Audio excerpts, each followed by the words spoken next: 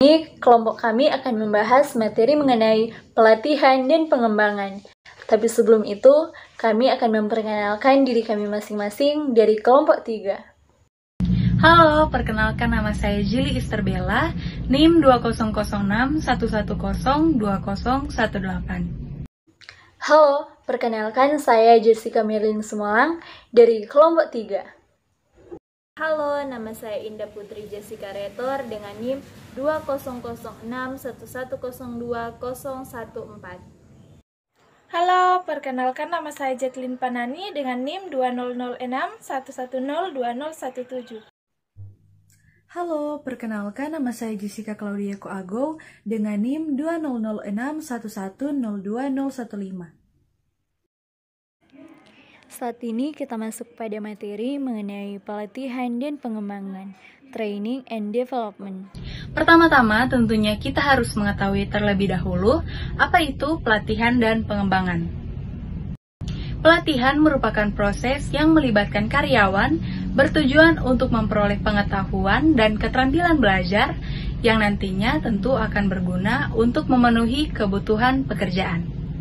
Sedangkan pengembangan merupakan proses yang melibatkan pembelajaran, tujuannya untuk membantu organisasi dan karyawan nantinya dalam karir karyawan. Selanjutnya, muncul pertanyaan mengenai mengapa pelatihan dan pengembangan dianggap menjadi isu strategis utama bagi organisasi. Pelatihan dan pengembangan karyawan semakin menjadi isu strategis utama bagi organisasi karena beberapa alasan.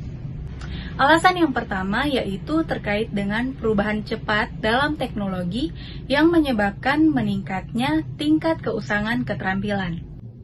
Yang kedua, mendesain ulang pekerjaan menjadi pekerjaan yang memiliki tanggung jawab yang lebih luas, mengharuskan karyawan untuk mengambil inisiatif dan mengembangkan lebih lanjut mengenai keterampilan interpersonalnya untuk memastikan kinerja dan kesuksesan mereka. Alasan yang ketiga yaitu karena merger dan akuisisi yang meningkat secara pesat. Dan alasan yang terakhir yaitu karyawan berpindah dari satu atasan ke atasan yang lain dengan frekuensi yang jauh lebih banyak daripada yang mereka lakukan di masa sebelumnya. Manfaat pelatihan dan pengembangan yaitu menambah daya jual karyawan dan keamanan kerja yang berkembang pesat saat ini, menciptakan pekerjaan yang lebih fleksibel yang dapat memikul tanggung jawab yang bervariasi, memberikan pengetahuan dan keterampilan yang lebih luas kepada karyawan dan menemukan serta mendukung pengembangan karyawan yang berkelanjutan. Membantu organisasi mengurangi lapisan manajemen, membuat karyawan lebih bertanggung jawab atas hasil.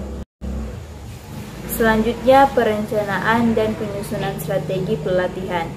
Penilaian kebutuhan melibatkan 3 tingkat analisis. Yang pertama, tingkat penilaian organisasi.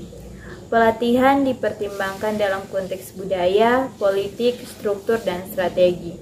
Yang kedua, tingkat penilaian tugas. Melibatkan melihat tugas dan tanggung jawab khusus yang ditugaskan untuk tugas yang berbeda dan jenis keterampilan dan pengetahuan yang dibutuhkan untuk melakukan setiap tugas. Yang ketiga, tingkat penilaian individu. Menganggap orang-orang untuk dilatih. Hal ini memerlukan analisis tingkat pengetahuan dan keterampilan mereka yang ada serta faktor-faktor yang berkaitan dengan kepribadian belajar yang mereka sukai. Penyusunan strategi pelatihan. Ada beberapa penyusunan, yaitu penilaian yang terdiri dari organisasi, tugas, dan individu. Selanjutnya ada pengukuran. Dan selanjutnya ada desain dan pengiriman yang terdiri dari inferensi, transfer, on the job, off the job, dan online. Yang terakhir adalah evaluasi. Penilaian kebutuhan. Penilaian kebutuhan melibatkan 3 tingkat analisis. Yang pertama, organisasi meliputi yang pertama pelatihan dipertimbangkan dalam konteks budaya, politik, struktur, dan strategi organisasi.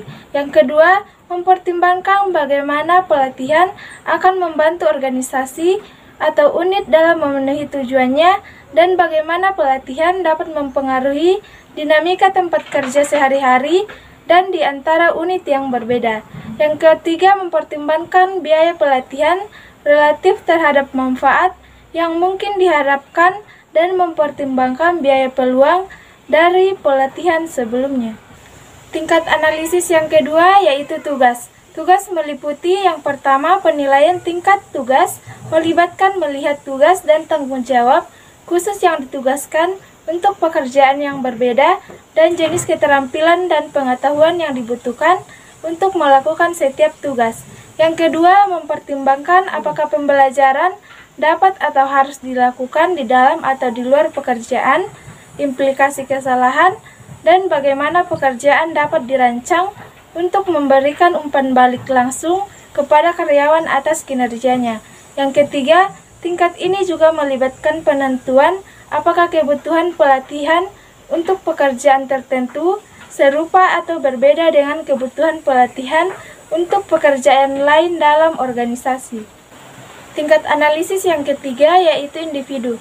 Tingkat pelatihan individu ini memerlukan analisis tingkat pengetahuan dan keterampilan yang ada, serta faktor-faktor yang berkaitan dengan gaya belajar yang mereka sukai, kepribadian, gaya interpersonal dalam berinteraksi dengan orang lain, dan kebutuhan khusus apapun yang mungkin dimiliki karyawan, seperti kondisi fisik atau mental apapun yang mungkin mereka miliki, perlu ditangani dalam desain dan penyampaian pelatihan.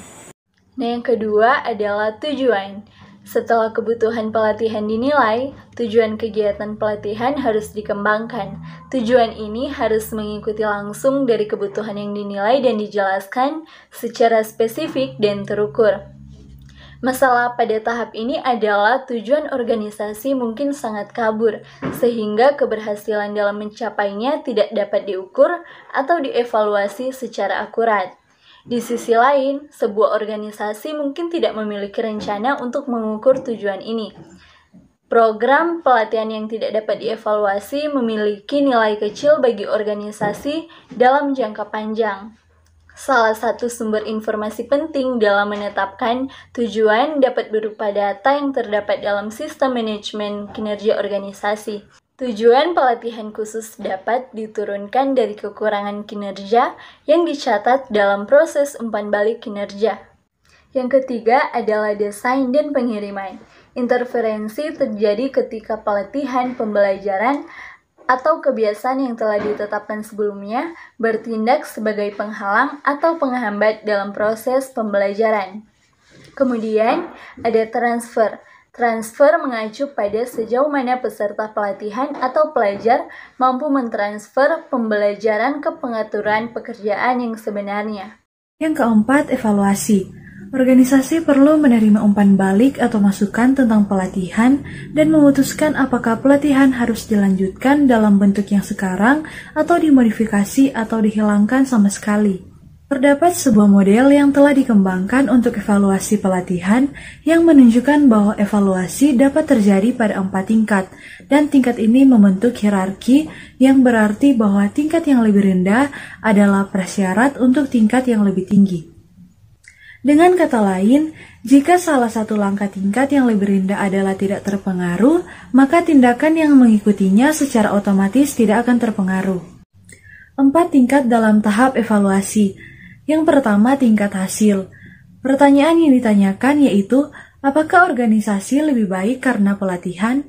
Selanjutnya pengukurannya yaitu kecelakaan, kualitas, produktivitas, pergantian, moral, biaya, dan keuntungan. Yang kedua, tingkat perilaku. Pertanyaan yang ditanyakan yaitu, apakah setelah itu peserta pelatihan berperilaku berbeda di tempat kerja? Apakah mereka menggunakan keterampilan dan pengetahuan yang dipelajari dalam pelatihan? Selanjutnya pengukurannya yaitu penilaian kinerja oleh atasan, rekan kerja, klien, dan bawahan.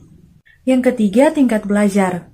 Pertanyaan yang ditanyakan yaitu sejauh mana perkembangan pengetahuan peserta pelatihan setelah program pelatihan daripada sebelumnya.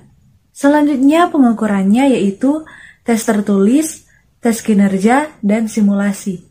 Yang keempat, tingkat reaksi. Pertanyaan yang ditanyakan yaitu, apakah peserta menyukai program, pelatihan, pelatih, dan fasilitasnya? Apakah peserta berpikir bahwa pelatihan tersebut berguna? Selanjutnya, pengukurannya yaitu kuesioner. Pengembangan organisasi. Sebagian besar program dan inisiatif pelatihan dirancang untuk memenuhi kebutuhan pelatihan karyawan individu atau kelompok kecil karyawan. Sebagian besar berfokus pada perolehan dan pengembangan keterampilan. Program-program ini berupaya membekali karyawan dengan pengetahuan dan keterampilan yang akan menghasilkan peningkatan produktivitas serta tenaga kerja yang lebih mampu mencapai tujuan strategis organisasi. Namun, untuk terus bertahan dan berkembang dalam lingkungan global yang berubah dengan cepat, organisasi perlu merespon perubahan di lingkungan eksternal mereka dengan melakukan perubahan skala besar di seluruh organisasi. Inisiatif PO berusaha untuk meningkatkan efektivitas keseluruhan organisasi melalui interferensi terencana yang dilakukan sebagai tanggapan terhadap strategi organisasi.